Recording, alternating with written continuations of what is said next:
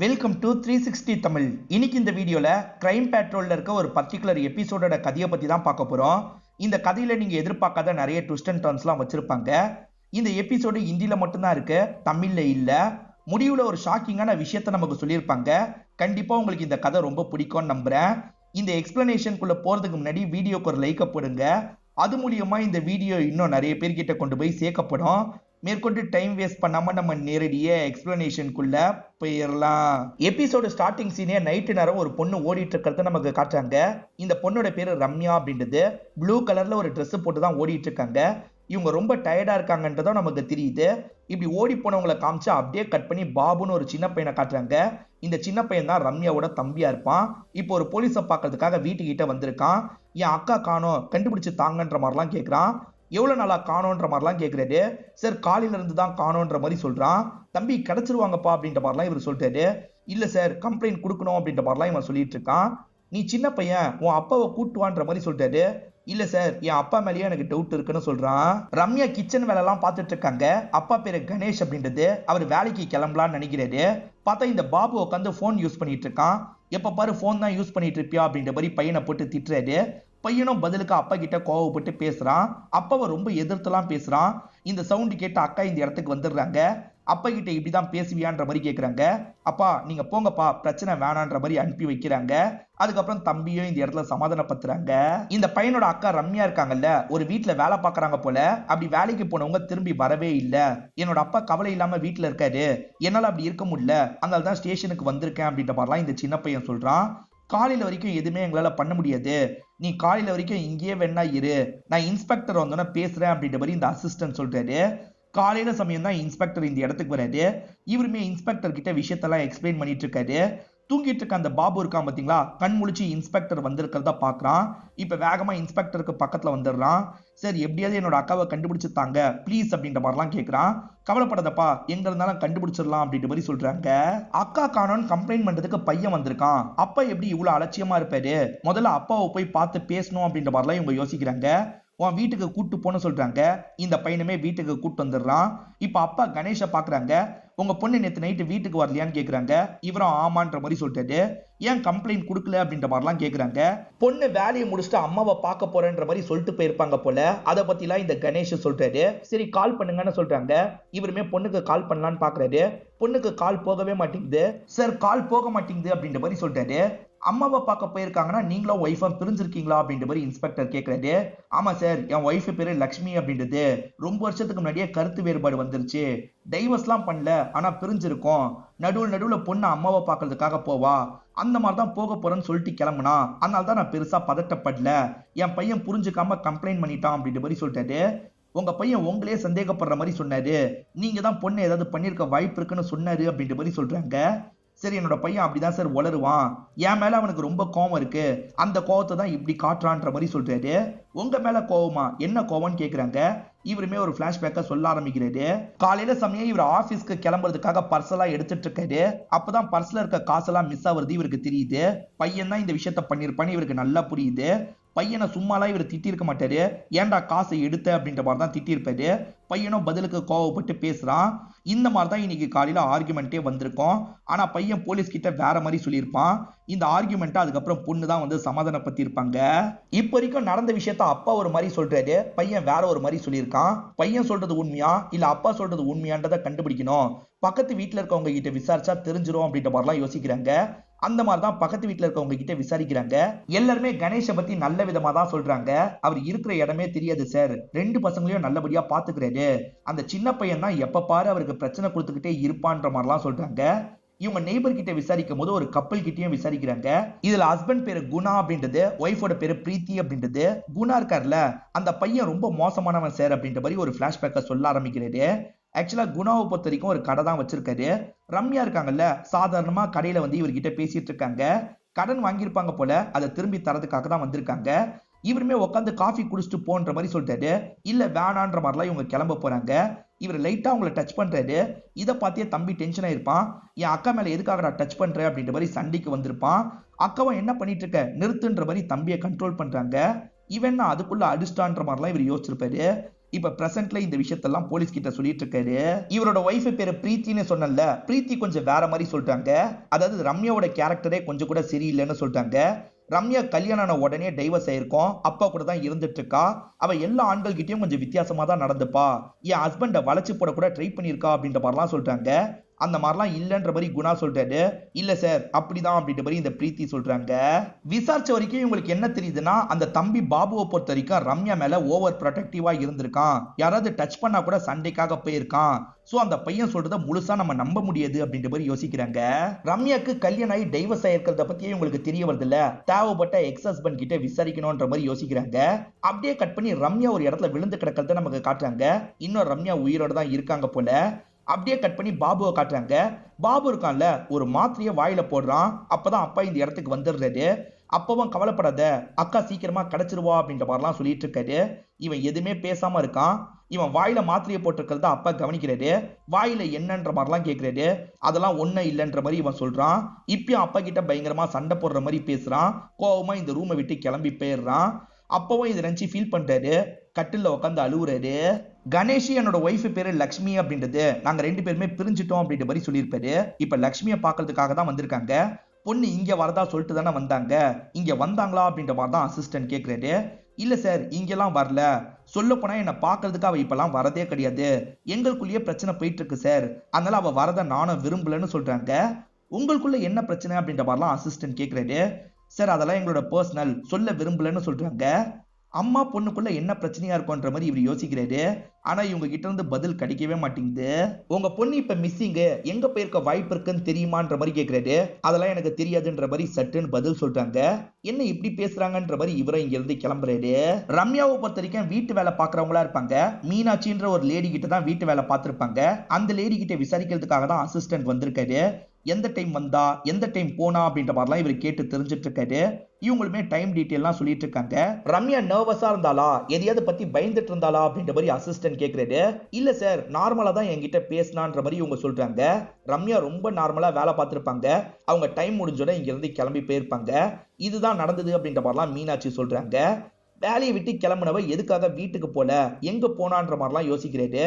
ரம்யாவோட போனை இன்னமும் இவங்க ட்ராக் பண்ணிட்டு இருக்காங்க. போன் சிக்னல் எங்க கடைசியா கட் ஆயிருக்குன்னு தெரிஞ்சா அந்த இடத்துக்கு போய் செக் பண்ணலாம்னு யோசிக்கிறாங்க. ரம்யா வீட்டுக்கு போற வழியில ஏதாவது நடந்திருக்க வாய்ப்பு இருக்கு, அது யாராவது பார்த்திருக்க வாய்ப்பு இருக்குன்னு நினைக்கிறாங்க. இந்த ஏரியால இருக்க எல்லார்கிட்டயும் விசாரிக்கிறாங்க. எல்லாருமே தெரியலன்ற மாதிரி சொல்றாங்க. இத பத்திலாம் அசிஸ்டன்ட் இருக்காரு பாத்தீங்களா, இன்ஸ்பெக்டர் கிட்ட சொல்றாரு. அம்மா கிட்ட பேசினதை பத்தி சொல்றாரு. அதே மாதிரி ரம்யா மீனாட்சின்னு ஒருத்தங்க கிட்ட வேலை பாக்குறாங்கல்ல, அவங்க கிட்ட பேசினதை பத்தி சொல்றாரு. இன்னமும் நம்பரை ட்ரேஸ் பண்றதுக்கு ட்ரை பண்ணிட்டு இருக்கோம் அப்படின்ற மாதிரிலாம் சொல்றாரு. அப்ப வேற ஒரு அசிஸ்டன்ட் இந்த இடத்துக்கு வராரு. சார் நம்பர் கடைசியா எங்க சுவிட்ச் ஆஃப் ஆயிருக்குன்றத கண்டுபிடிச்சாச்சு, இந்த பகுதின்ற மாதிரி சொல்றாரு. அது ரம்யா வீட்டுக்கு போற பகுதியா இருக்காது, அம்மா வீட்டுக்கு போற பகுதியாவும் இருக்காது, வேற ஒரு பகுதியா இருக்கும். இந்த இடத்துக்கு எப்படி போன் போச்சுன்ற மாதிரிலாம் யோசிக்கிறாங்க. கடைசியா போன் டவர் இங்கதான் கட் ஆயிருக்கு. இன்னமும் போனும் ரம்யாவும் அந்த இடத்துல இருக்க வாய்ப்பு இருக்கு, அங்க போலான்ற மாதிரி முடிவு பண்ணி அந்த இடத்துக்கு கிளம்பி வந்துடுறாங்க. அது கொஞ்சம் யூஸ்ல இல்லாத பகுதியா தான் இருக்கும். செக் பண்ணலாம் அப்படின்ற மாதிரி ஆளுங்கெல்லாம் பிரிஞ்சு செக் பண்றதுக்காக போறாங்க. இப்படி பயங்கரமா செக் பண்றாங்க.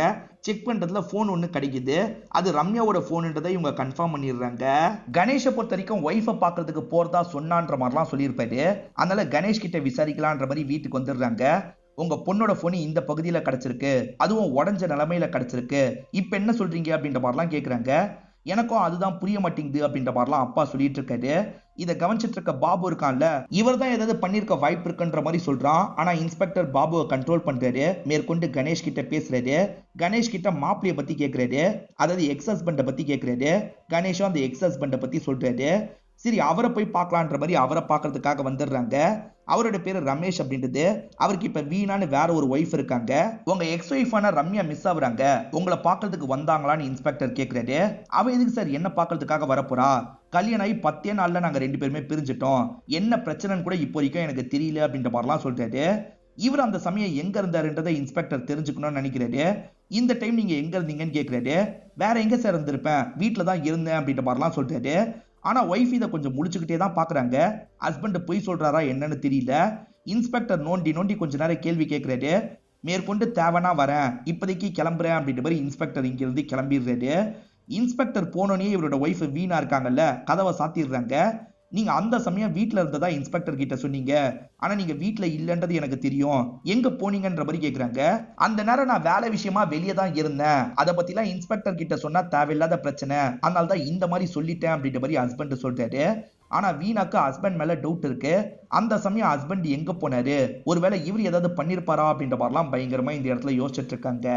இவங்களுக்கு போன் ஒரு பகுதியில் கிடைச்சது இல்ல, அந்த சுத்து வட்டாரத்துல தேடி பார்க்கலான்ற மாதிரி தேடிட்டு இருக்காங்க. அந்த மாதிரி தேடி வந்துட்டு இருக்க அசிஸ்டன்ட் அவங்க விழுந்து கிடக்கிறத பாக்குறாரு. எங்கேயோ ஸ்லிப் ஆகி தான் விழுந்திருக்காங்க போல. என்னாச்சு ஏதாச்சுன்னு பக்கத்துல போய் பாக்குறாரு. உயிர் இருக்கிறது தெரியுது. உடனே ஹாஸ்பிட்டல்ல சேர்க்கணும்னு முடிவு பண்றாரு. இவங்க எல்லாருமே சேர்ந்த மாதிரி ஹாஸ்பிட்டல்ல சேர்த்துடுறாங்க. செக் பண்ண டாக்டர் பயங்கரமா ஷாக் ஆயிடுறாங்க. என்ன சொல்றாங்கன்னா 2-3 பேர் சேர்ந்து ரேப் பண்ணிருக்காங்கன்ற மாதிரி சொல்றாங்க. இதை கேட்கிற அப்பாவும் தம்பியும் இந்த இடத்துல உடஞ்சு போய் அழுதுட்டு இருக்காங்க. ரம்யா கண் முழிச்சிடுறாங்க. ஆனா இந்த நிலைமையில கேள்வி எல்லாம் கேட்க முடியாதுன்ற மாதிரி இன்ஸ்பெக்டர் நினைக்கிறாரு. நீ கொஞ்சம் இதுல இருந்து தேறி வாமா, அதுக்கப்புறம் பேசிக்கலான்ற மாதிரி சொல்றாரு. டாக்டர் கிட்ட ஏதாவது சாம்பிள் கிடைச்சதா அப்படின்ற மாதிரி கேட்டிருப்பாங்க. ஆனா டாக்டர் இருக்காங்கல்ல, சார் ரொம்ப தெளிவா தான் இந்த விஷயத்த பண்ணிருக்காங்க, எந்த ஒரு சாம்பிளும் கிடைக்கலன்னு சொல்லியிருப்பாங்க. சாம்பிள் கிடைக்காம எப்படி குற்றவாளியை கண்டுபிடிக்கிறது? அந்த பொண்ணு தேறி வந்ததுக்கு அப்புறம் அந்த பொண்ணு கிட்ட இருந்து தான் இன்ஃபர்மேஷனை வாங்கணும்ன்ற மாதிரிலாம் பேசிக்கிறாங்க. நடந்த விஷயத்தை நினைச்சு ரம்யா பயங்கரமா ஃபீல் பண்ணிட்டு இருக்காங்க. ஒன்னும் இல்லை அப்படின்ற மாதிரி அப்பா தான் ஆறுதல் சொல்லிட்டு இருக்காரு. அப்பதான் கூட இருந்து பொண்ணை நல்லபடியா பாத்துக்கிறாரு. நடக்க கூட முதல்ல கஷ்டப்படுறாங்க. போக போக தேறி வந்துட்டு இருக்காங்க. ஒரு 10 நாள் போயிருக்கும். இப்ப பொண்ணு நார்மல் நிலைமைக்கே வந்துடுறாங்க. அப்பாக்கு காஃபி எல்லாம் போட்டு தராங்க. இப்பதாம்மா உன்னை பார்க்கவே நிம்மதியா இருக்குன்ற மாதிரி அப்பா சொல்றாரு. அப்பதான் போலீஸுங்களும் இந்த தகவல் கேள்விப்பட்டு வந்துடுறாங்க. இப்ப நீங்க ஓகே தானேன்னு கேக்குறாங்க. இவங்களும் ஓகேன்னு சொல்றாங்க. சரி என்ன நடந்தது தெளிவா சொல்லுங்கன்னு கேக்குறாங்க. இவங்க வேலையை முடிச்சுட்டு நடந்து வந்துட்டு இருப்பாங்க. அப்பன்னு பார்த்து இவங்க மண்டையில யாரோ அடிச்சு மயக்கமாக்கி இருப்பாங்க. முழிச்சு பார்க்கும் போது ஒரு ரூம்குள்ள தான் இருந்திருப்பாங்க. இத பத்திலாம் இவங்க சொல்லிட்டு இருக்கிறத தம்பி கவனிச்சிட்டு இருக்காரு. இப்ப வெளியே வந்து தம்பி இருக்காருல, அப்பதான் இதை பண்ணிருப்பாருன்னு சொல்லுக்கா அப்படின்ற மாதிரிலாம் சொல்றாரு. இதை கேட்கிற ரம்யா கோவப்படுறாங்க. பலார்னு தம்பியோட கண்ணத்திலேயே அறையிறாங்க. நீ முதல்ல ரூம்குள்ள போன்ற மாதிரி சொல்றாங்க. இந்த பையனும் கோவமா ரூம்குள்ள கிளம்பி போயிடுறான். அவனை விட்டு தள்ளுமா, நீ நடந்த விஷயத்த சொல்லுன்ற மாதிரி அப்பா சொல்றாரு. மேற்கொண்டு நடந்த விஷயத்தை இவங்களுமே சொல்ல ஆரம்பிக்கிறாங்க. 3 பேர் என்கிட்ட தப்பா நடந்துகிட்டாங்க. அந்த ஒருத்தனோட ஃபேஸை மட்டும் தான் நான் பார்த்தேன். அந்த நபர் என்னோட முகத்தை மூடிட்டான். அதுக்கப்புறம் 2 பேர் வந்தாங்க. அவங்களோட ஃபேஸை என்னால பார்க்க முடியல அப்படின்ற மாதிரிலாம் சொல்றாங்க. சரி நீ பார்த்த நபர் எப்படி இருப்பான், அடையாளத்தை சொல்லு அப்படின்ற மாதிரிலாம் கேட்குறாங்க. இவங்களுமே ஓரளவுக்கு அடையாளத்தெல்லாம் சொல்றாங்க. அதே நாள் நைட்டு இவங்களுக்கு ஒரு கேப் கிடைச்சிருக்கும். இவங்க ஒருத்தனோட ஃபேஸை பார்த்தாங்கல்ல, அவனை பிடிச்சி தள்ளி விட்டுட்டு அங்கிருந்து ஓடி இருப்பாங்க. இதுதான் ஸ்டார்டிங்லேயே நமக்கு காமிச்சிருப்பாங்க. அப்படி ஓடி வரும்போது தான் ஸ்லிப் ஆகி ஒரு இடத்துல விழுந்திருப்பாங்க. இதுதான் நடந்தது அப்படின்ற மாதிரிலாம் இவங்க கிட்ட சொல்றாங்க. 3 பேர் சம்பந்தப்பட்டிருக்காங்க. ஆனா ஒருத்தர் தான் பிளான் போட்டு இதை பண்ணிருக்க வாய்ப்பு இருக்கு. எக்ஸ் ஹஸ்பண்ட் கூட இதை பண்ணிருக்க வாய்ப்பு இருக்கு. இவங்க மேல கோவத்துல இருந்திருக்கலாம். அந்த கோவத்தை தீர்த்துக்கிறதுக்காக இப்படி பண்ணிருக்கலாம் அப்படின்ற மாதிரி இன்ஸ்பெக்டர் சொல்றாரு. அவனோட டீட்டெயிலாம் செக் பண்ணுங்கன்ற மாதிரி சொல்றாரு. அக்கா அடிச்சிட்டாங்கல்ல, அதை நினைச்சு தம்பி பயங்கரமா ஃபீல் பண்ணிட்டு இருக்கான். தம்பி ஃபீல் பண்றான்றத ரம்யாவும் புரிஞ்சுக்கிறாங்க. எதுக்காகடா அப்பாவை தப்பாவே புரிஞ்சிருக்க, அப்பா நல்லவரு அப்படின்ற மாதிரி தம்பிக்கு ஆறுதல்லாம் சொல்லிட்டு இருக்காங்க. தம்பி இருந்தாலுமே கோவமா ரியாக்ட் பண்ணிட்டு இருக்கான். அக்கா சொல்லியே கேட்க மாட்டியா, நான் போறேன்ற மாதிரிலாம் சொல்றாங்க.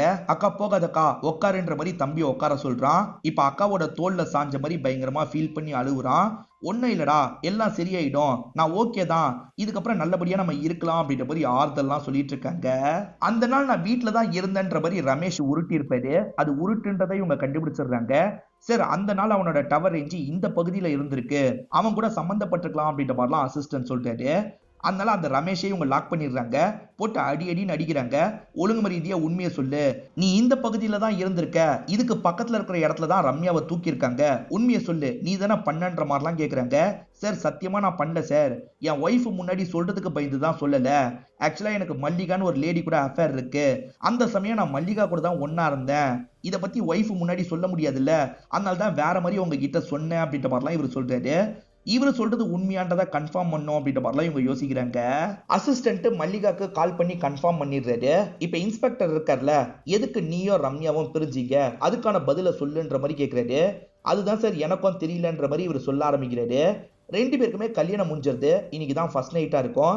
இவருமே ரொமான்ஸ் பண்றதுக்காக பக்கத்துல வராது. ஆனா அவங்க ரொம்ப அன்ஈஸியா ஃபீல் பண்ணிட்டு இருக்காங்க. ஒன்னும் பிரச்சனை இல்ல, நம்ம நாளைக்கு கூட இதை வச்சுக்கலான்ற மாதிரி படுக்க வச்சிருப்பாரு.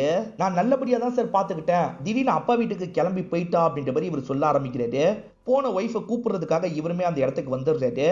என்னோட ஒய்ஃப்க்கு உன்னை பிடிக்கல, உன்னை விட்டு பிரியலான்னு முடிவு பண்ணிட்டா, நீ முதல்ல இங்க இருந்து கிளம்பு அப்படின்ற மாதிரி அப்பா திட்டிட்டு இருக்காரு. அதெல்லாம் முடியாது, என் ஒய்ஃபை நான் பார்க்கணும்னு இவர் சொல்றாரு. அதான் போக சொல்றேன்ல அப்படின்ற மாதிரி கணேஷை அடிச்சு துரத்தி விட்டுருப்பாரு. இதுதான் நடந்தது அப்படின்ற மாதிரிலாம் சொல்றாரு. காரணமே இல்லாம ரம்யா எதுக்காக வீட்டுக்கு கிளம்பி போனாங்க, அதுக்கான விஷயத்த நம்ம கண்டுபிடிக்கணும். அந்த கேள்விக்கான பதில் அம்மாக்கு தெரியல, அம்மாவை போய் பார்த்து விசாரின்ற மாதிரி இன்ஸ்பெக்டர் சொல்றாரு. இதை தாண்டி இவங்களுக்கு இப்ப ஹஸ்பண்ட் மேல டவுட் போயிருது. வேற யாரு பண்ணிருப்பான்னு யோசிக்கிறாங்க. அப்ப அசிஸ்டன்ட் இருக்கார்ல, சார் ஒருத்தர் அந்த சம்பவத்தை பார்த்திருக்காருன்னு சொல்றாரு. அவர் பேரு மிதுன் அப்படின்றது. மிதுனும் பார்த்த விஷயத்த சொல்றாரு. அன்னைக்கு நைட்டு மிதுன் பைக்ல வந்துட்டு இருந்திருப்பாரு. அந்த வழியா தான் ரம்யா பயத்துல ஓடிட்டு இருக்காங்க. ரம்யாவும் ஒரு நபர் துரத்திட்டு வந்துட்டு இருக்கான். துரத்திட்டு வந்த நபரை இவர் தெளிவா பார்த்துடுறாரு. சார் துரத்திட்டு வந்தவனா பார்த்தன்ற மாதிரிலாம் சொல்லிட்டு இருக்காரு. ஏரியால ஏற்கனவே இவங்க விசாரிச்சிருப்பாங்க.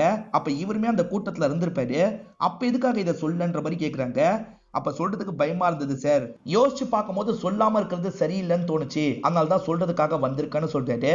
சரி அடையாளம் சொல்லுங்க, நாங்க வரையணும்னு சொல்றாங்க. இப்ப வரைஞ்ச டிராயிங்க இவங்க கிட்ட காட்டுறாங்க. இவங்க அந்த டிராயிங்கை பார்த்தே பயங்கரமா ஷாக் ஆகுறாங்க. நான் ஒருத்தனை பார்த்தேன்னு சொன்னேன்ல சார், அவன் இவன் தான் அப்படின்றத கன்ஃபார்ம் பண்ணிடுறாங்க. போலீஸ்க்கு இந்த நபர் யாருன்றது நல்லாவே தெரியும். இவனை பொறுத்த வரைக்கும் பெட்டி கேஸ்லாம் நிறைய இருக்கும். இவன் தான் இல்ல சம்பந்தப்பட்டிருக்கானா, இவன் எங்க இருந்தாலும் தூக்குங்க அப்படின்ற மாதிரி இன்ஸ்பெக்டர் அசிஸ்டன்ட் கிட்ட சொல்றாரு. அசிஸ்டன்ட் எல்லா பக்கமும் இன்ஃபர்மேஷனை பாஸ் பண்ணிடுறாரு. அவன் ஒரு இடத்துல குரூப்பா உட்காந்து சீட்டு கட்டு விளையாடிட்டு இருக்கான்னு இவங்களுக்கு தெரிய வருது.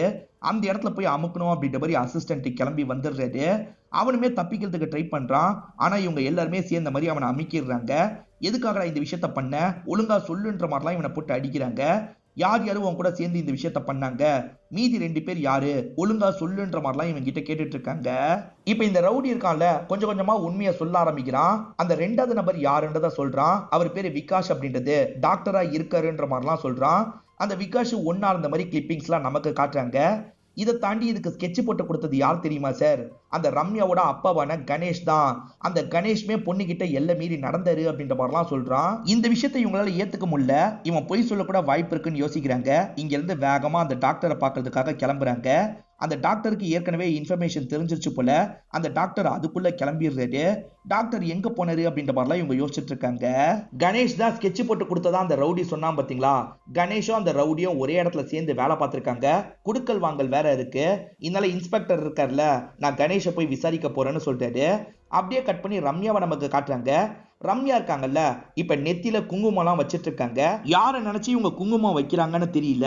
இந்த சமயம் இன்ஸ்பெக்டர் இருக்கார்ல, இந்த கணேஷ் கிட்ட பேசுறதுக்காக வராரு. நாங்க ரவுடியை பிடிச்சோம், ரவுடி இந்த மாதிரி சொல்றான்ற மாதிரி சொல்றாரு. சார் அவன் பொய் சொல்றான் சார், நான் எப்படி சார் இப்பெல்லாம் பண்ணுவேன் அப்படின்ற மாதிரி கேட்டுட்டு இருக்காரு. இந்த இடத்துக்கு வந்த பொண்ணு ரம்யாவும் இந்த விஷயத்தெல்லாம் கவனிக்க ஆரம்பிக்கிறாங்க. இப்ப கணேஷ் இருக்கார்ல, அந்த ரவுடி இந்த மாதிரி சொல்லியிருக்காமா, நான் அப்படி பண்ணுவேனா, நீயே சொல்லுன்ற மாதிரிலாம் கேட்கிறாரு. என்கிட்ட எல்லை மீறி நடந்தவங்களே எனக்கு நல்லா தெரியும், அது கண்டிப்பா என்னோட அப்பா கிடையாது அப்படின்ற மாதிரிலாம் இந்த பொண்ணு சொல்றாங்க. இதனால இன்ஸ்பெக்டரும் அங்கிருந்து கிளம்பிடுறாரு. கணேஷுக்கும் ரவுடிக்கும் பழக்கம் இருக்கிறது உங்களுக்கு தெரியுது. ஆனா கணேஷ்க்கும் விகாஷ்க்கும் பழக்கம் இருக்கான்றதை நம்ம கன்ஃபார்ம் பண்ணோம். அதுக்கு விகாஷ் யார்கிட்ட எல்லாம் பேசியிருக்காருன்ற லிஸ்ட்டை நம்ம எடுக்கணும். அதை சீக்கிரமா எடுங்கன்ற மாதிரி இன்ஸ்பெக்டர் சொல்றாரு. அசிஸ்டன்ட்டும் சரின்ற மாதிரிலாம் ஏத்துக்கிறாரு. இப்ப விகாஸ்ன்ற டாக்டர் யார்கிட்ட எல்லாம் பேசியிருக்காருன்ற லிஸ்ட்டை இவங்க ரெடி பண்ணிடுறாங்க. அதுல ஒருத்தரோட பேரை பார்த்து இவங்க ஷாக் ஆயிடுறாங்க. இப்ப நேரா வீட்டுக்கு வந்துடுறாங்க. நீ அந்த விகாஷ் கிட்ட நிறைய வாட்டி பேசியிருக்க, ஏன் பேசின, உன் அக்காக்கு நடந்ததுக்கு நீ தான் காரணமா அப்படின்ற மாதிரிலாம் அசிஸ்டன்ட் கேட்கிறாரு. யார்கிட்ட கேட்கிறாருன்னு பார்த்தா வீட்டுல இருக்க தம்பி கிட்ட தான் கேட்கிறாரு. அந்த தம்பியும் திருட்டு மொழி முழிச்சிட்டு இருக்கான். அந்த தம்பி போக போக தான் விஷயத்த சொல்றான். இந்த தம்பி இருக்கான்ல, ட்ரக்குக்கு கொஞ்சம் கொஞ்சமா அடிக்ட் ஆயிருப்பான். அந்த விகாஸ்ன்ற டாக்டர் கிட்ட தான் இவன் அடிக்கடி ட்ரக் எல்லாம் வாங்குவான் போல. அந்த மாதிரி வாங்குறதுக்காக தான் பேசியிருக்கன்ற மாதிரி இவன் சொல்றான். கண்டிப்பா அக்காக்கு நடந்ததுக்கும் எனக்கும் சம்பந்தம் இல்லைன்னு சொல்றான். கேஸ் எந்த டைரக்ஷன்ல போதுனே புரிய மாட்டேங்குது அப்படின்ற மாதிரி அசிஸ்டன்ட் சொல்றாரு.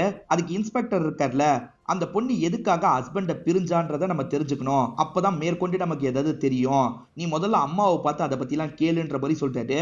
சரின்ற மாதிரி அசிஸ்டன்ட் ஏத்துக்கிறாரு. இப்ப இவர் இருக்கார்ல, லக்ஷ்மின்ற அந்த அம்மாவை பாக்குறதுக்காக வந்துடுறாரு. உங்க பொண்ணுக்கு நீங்க தான் கல்யாணம் பண்ணி வச்சிருக்கீங்க, உங்க பொண்ணு வாழாம வந்துட்டாங்க, என்ன நடந்தது கொஞ்சம் சொல்லுங்கன்ற மாதிரிலாம் கேட்கிறாரு. அம்மா அதை பத்தி எல்லாம் பேச விருப்பம் இல்லைன்னு சொல்றாங்க. ப்ளீஸ் மேடம், நீங்க பேசினாதான் ஏதாவது கண்டுபிடிக்க முடியும்னு சொல்றாரு. என்னால எதுவும் சொல்ல முடியாதுன்ற மாதிரி இவங்க சொல்றாங்க. அப்புறம் உங்களோட விருப்பம்ன்ற மாதிரி இவர் கோவமா இங்க இருந்து கிளம்பி போயிடுறாரு. கணேஷை பத்தியும் அந்த ரவுடியை பத்தியும் ஊர்ல இருக்க ஆளுங்க கிட்ட எல்லாம் விசாரிக்கிறாங்க. அந்த ஆளுங்க சொல்றது மூலியமா சில தகவல் இவங்களுக்கு தெரியுது. அது என்னன்னா கொடுக்கல் வாங்கல் இருக்கிறதா சொன்னாங்கல்ல, அது ரிலேட்டடா அந்த ரவுடி அடிக்கடி கணேஷை மிரட்டி இருக்காருன்றது உங்களுக்கு தெரிய வருது. அந்த ரவுடி என்ன சொல்லியிருப்பானா, கணேஷ் தான் ஸ்கெட்ச் போட்டு கொடுத்தாரு, கணேஷுமே அன்னைக்கு நைட்டு அந்த பொண்ணு கிட்ட தப்பா நடந்துகிட்டாரு அப்படின்ற மாதிரிலாம் சொல்லியிருப்பான். நம்ம ஏன் அந்த கணேஷை நல்லா விசாரிக்க கூடாது அப்படின்ற மாதிரிலாம் இவங்க யோசிக்கிறாங்க. இப்ப கணேஷை அரெஸ்ட் பண்ணி கூட்டு போறாங்க. என் அப்பா விடுங்க, என் அப்பா விடுங்கன்ற மாதிரி இவங்களும் பயங்கரமா ஃபீல் பண்றாங்க. ஆக்சுவலா பொண்ணு நைட்டு மிஸ் ஆனாங்கல்ல, அந்த சமயம் அப்பாவோட போன் சுவிட்ச் ஆஃப்ல இருக்கும். லொகேஷனை கண்டுபிடிக்க கூடாதுன்றதுக்காக சுவிட்ச் ஆஃப் பண்ணி வச்சிருக்காரு. உண்மையை சொல்லுன்ற மாதிரிலாம் கேக்குறாங்க. இவருமே ஒரு விஷயத்த சொல்ல ஆரம்பிக்கிறாரு. ரவுடியும் கொடுத்த காசை எப்பதான் தரப்போறேன்ற மாதிரி அடிக்கடி இவரை போட்டு மிரட்டிட்டு இருக்கான். நான் சீக்கிரமா தந்துடுறேன், என்னை விட்டுன்ற மாதிரிலாம் கேக்குறாரு. நீ இதே மாதிரி பண்ணிட்டு இருந்தேன்னு வச்சுக்கோ, உன் பொண்ணு நாங்க தூக்கிடுவோம், அந்த இடத்துல வேலையை முடிச்சுட்டு வருவாள்ல அப்ப தூக்கிடுவோம் அப்படின்ற மாதிரிலாம் அவன் சொல்லியிருப்பான். சார் பொண்ணு காணோன்னே நான் ரொம்ப பயந்துட்டேன், அதனால தான் அம்மா வீட்டுக்கு போயிருக்க வாய்ப்பு இருக்குன்ற மாதிரி உங்ககிட்ட சமாளிச்சேன். அவன் தான் தூக்கியிருப்பான்றது ஸ்டார்டிங்கே எனக்கு புரிஞ்சிருச்சு சார். அவன் வேணும்ட்டே என்னை கோர்த்து விடுறான், நானும் இந்த விஷயத்த பண்ணலன்னு சொல்லிட்டாரு. போலீஸ்க்கு இவர் சொல்றதை நம்புறதா வேணாமான்னு தெரிய மாட்டேங்குது. இப்ப போலீஸும் என்ன நடந்திருக்கும் அப்படின்ற மாதிரிலாம் டிஸ்கஸ் பண்ணிட்டு இருக்காங்க. அப்பதான் லக்ஷ்மி பார்க்க வந்திருக்காங்கன்னு தெரிய வருது. லக்ஷ்மி இவ்வளவு நாள் சொல்ல வேணாம்னு நினைச்சேன், ஆனா சொல்றது தான் கரெக்டா இருக்கும் போல. நான் எல்லா விஷயத்தையும் சொல்லிடுறேன். கணேஷ் என்னோட செகண்ட் ஹஸ்பண்ட் தான், ஃபர்ஸ்ட் ஹஸ்பண்ட் மூலியமா தான் எனக்கு ரம்யா கிடைச்சான்ற மாதிரி இவங்களும் நடந்த விஷயத்த சொல்றாங்க. ரம்யாக்கு ஒரு 15 வயசு இருக்கும். அந்த சமயம் கணேஷ் இருக்காரு பாத்தீங்களா, தூங்கிட்டு இருக்க அந்த பொண்ணை தப்பு தப்பா டச் பண்றாரு. அப்பன்னு பார்த்து லக்ஷ்மி வீட்டுக்கு வந்துருவாங்க. இவர் பண்ணிட்டு இருக்க விஷயத்த பார்த்து ஷாக் ஆயிடுவாங்க. என்ன பண்ணிட்டு இருக்கீங்க, அவ உங்களோட பொண்ணு, இப்படிதான் நடந்துப்பீங்களா அப்படின்ற மாதிரிலாம் கோவப்பட்டு இருப்பாங்க. தெரியாம பண்ணிட்டேன், மன்னிச்சிரு மன்னிச்சிரு அப்படின்ற மாதிரிலாம் சமாளிக்கிறாரு. ஆனா அதுக்கப்புறமா இவர் கொஞ்சம் கூட திருந்த மாட்டாரு. பொண்ணுகிட்ட அடிக்கடி தப்பாலாம் நடந்துட்டு இருந்திருப்பாரு. இதை கவனிக்கிற இவங்க இருக்காங்கல்ல, பொண்ணுக்கு சீக்கிரமா கல்யாணம் பண்ணி வைக்கணும், அப்பதான் அவ சேஃபா இருப்பான்ற மாதிரிலாம் யோசிச்சிருப்பாங்க. அதனால்தான் ஒரு மாப்பிளைய பார்த்து கல்யாணம் பண்ணி வச்சிருப்பாங்க. அதுதான் ரமேஷா இருப்பாரு. ஆனா ரமேஷ் கூட வாழ பிடிக்காம என்னோட பொண்ணு திரும்பி வந்துட்டா. ஏன்னா என்னோட பொண்ணை அந்த அளவுக்கு அவர் மாத்தி வச்சிருந்தாரு. என்னோட பொண்ணு கணேஷ ஹஸ்பண்ட் மாதிரி தான் பார்த்தா. எப்படியாவது இதை தடுக்கணும்னு நான் எவ்வளவோ ட்ரை பண்ணேன், என் பொண்ணுக்கு புரிய வைக்கவே முடியல. அதனால தான் என்னோட பொண்ணுக்கும் எனக்கும் செட் ஆகாம போச்சு. என்னை பார்க்கறதுக்கு வீட்டு பக்கமே வராதுன்ற மாதிரி சொல்லிட்டேன். அவங்க 2 பேருமே ஹஸ்பண்ட் அண்ட் ஒய்ஃப் மாதிரி தான் வாழ்ந்துட்டு இருக்காங்க. ஆக்சுவலா அந்த பையன் என்னோட பையன் கிடையாது, என் பொண்ணோட பையன்ற மாதிரி சொல்லிட்டாங்க. அந்த பாபு இருக்கான்ல, ரம்யாவோட தம்பி கிடையாது, ரம்யாவோட சொந்த பையனா இருப்பான். அதனால தான் அவ்வளவு அஃபெக்ஷனோட இருப்பாங்க.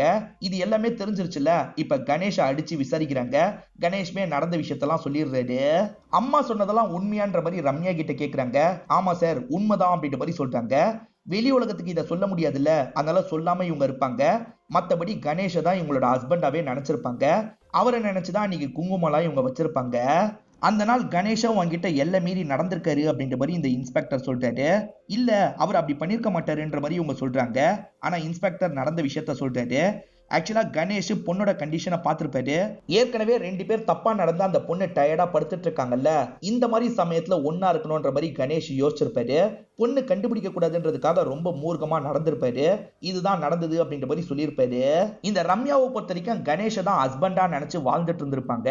அது எவ்வளவு பெரிய தப்புன்றத டாக்டர் தான் பேசி பேசி புரிய வைக்கிறாங்க. உங்க லைஃபையே அவர் ஸ்பாயில் பண்ணிருக்காரு. நீங்க சின்ன பொண்ணா இருக்கும் போதே உங்க மனசுல ஆசையை விதைச்சிருக்காரு. அவர் தான் எல்லாமேன்ற மாதிரி உங்களை நம்ப வச்சிருக்காரு. அதுல இருந்து வெளியே வாங்கன்ற மாதிரிலாம் சொல்றாங்க. இப்பதான் ரம்யாக்கு எல்லாமே புரியுது. ஆமால நம்ம லைஃபையே அழிச்சிருக்காருன்ற மாதிரிலாம் ஃபீல் பண்ணிட்டு இருக்காங்க. இந்த பையன் ஸ்டார்டிங்ல இருந்து அப்பா மேல கோவப்பட்டதுக்கான காரணம் உங்களுக்கு புரிஞ்சிருக்கும்னு நினைக்கிறேன். ஏன்னா இவங்க வீட்டுல ஹஸ்பண்ட் அண்ட் ஒய்ஃபா தான் இருந்துட்டு இருக்காங்க. அதெல்லாம் இவன் பார்த்திருப்பான்ல, அதனால தான் அப்பா தான் அக்காவை இப்படி மாத்தி வச்சிருக்காருன்ற மாதிரிலாம் நினைச்சிருப்பான். அதே மாதிரி இப்பதான் இவங்க அக்கா இல்ல அம்மான்றதுலாம் இந்த பையனுக்கு புரிய வருது. இதோடயே இந்த கதையை நமக்கு முடிச்சிடுறாங்க. இந்த கதையில வந்த ட்விஸ்ட் அண்ட் டர்ன்ஸ்லாம் கண்டிப்பா உங்களுக்கு பிடிச்சிருக்கும்னு நம்புறேன். இந்த வீடியோ உங்களுக்கு பிடிச்சிருந்ததுன்னா லைக் பண்ணுங்க, கமெண்ட் பண்ணுங்க, மறக்காம 360 தமிழ் சேனலை சப்ஸ்கிரைப் பண்ணுங்க. தொடர்ச்சியா இந்த மாதிரி வீடியோக்கள் வந்துகிட்டே தான் இருக்கும்.